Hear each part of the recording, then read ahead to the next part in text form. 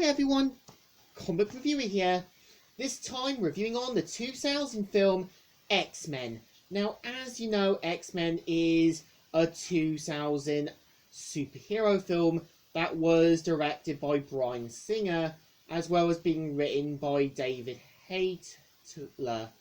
And of course, the story is meant to be the starting point of the X-Men film series that would last up until New Mutants. And keep in mind that the X-Men film series began development back in 1984 with numerous scripts, rewrites, and different directors. Now, covering the film much later, I would say I have more of a mixed feeling about it. So the premise of the film is pretty simple. We see how humans are openly against mutants, and we see how Eric Lencher, known as Magneto, and Xavier prepare themselves for the upcoming war. We see how Xavier wants to do things more peacefully, while Eric is a bit more of an extremist, and of course has a plot that is going to turn humans into mutants. And we see how Wolverine and Rogue are drawn into the battlefield, and we kind of see how Wolverine is welcomed into the world of the X-Men, and we see how Rogue is just kind of thrown in with no real story. Now, the problem I would say a bit with the film, there is a lot of awkwardness, a bit more trying to be like the X-Men, but not really knowing what to be. I think the problem is when you've got characters like Storm, Cyclops, and Jean Grey, we don't really have much time to get to know them. I think the point about doing the X-Men is about knowing who the characters are, more about trying to get to know each and every one of them. Something I think Mark Millar got right with Ultimate X-Men, giving a glimpse of what the characters did in their previous life. I think with Magneto's forces, the Brotherhood, which consists mostly of Toad, Mystique, and Sabretooth, I think the problem is his lineup of his minions don't really work too well. I think the problem is, I know there was originally plans to add Juggernaut and Blob, which just never happened. And I think the problem with adding in Sabretooth in the first film, it takes away any key ideas in building things up with Logan and Sabretooth, as I always feel like Logan and Sabretooth are meant to be two deadly forces when clashed together. And I know the point of X-Men Origins Wolverine was meant to explain their origin, which does cause some more continuity errors. I think what I also do give the film credit is going with the whole black uniform thing, as I feel like that was what I think the X-Men should be as. I also do feel like the plot doesn't really take time for us to get to know the other mutants. We don't really get time to sort of have a good story.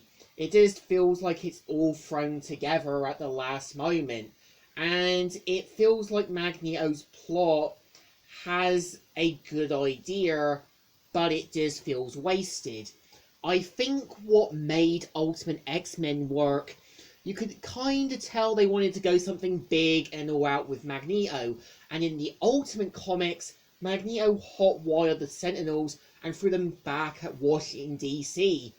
It just showed you just how overpowered Magneto can be when given a gun or a weapon. I also do feel as well some casting choices weren't too bad. I think Hugh Jackman really does try to play Wolverine as this guy who wants to know more about his past and gets roped into the X-Men world. And I think Patrick Stewart really does play Xavier well.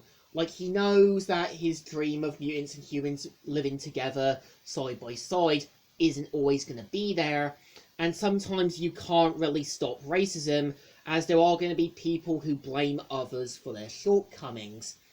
And I also do feel Ian McKellen does well as Magneto. Like, he really plays this guy who's broken, but does make some justified points. I also do feel the actress who plays Rogue and Pagan tries to play her, but I just think she just doesn't really nail the character too well. As I think the point of Rogue is meant to be a character with a shady past. You kind of have more time, you want to know more about why Rogue's the way she is, the reasons you feel bad for her for not being able to be with someone. I think X-Men Evolution got right, you could kind of tell Rogue became the goth chick, but over time did kind of let people into her world. I also do feel if the film was given to the same guy who did More Combat, and had he agreed on directing it to do another PG-13 movie, we might have had something better.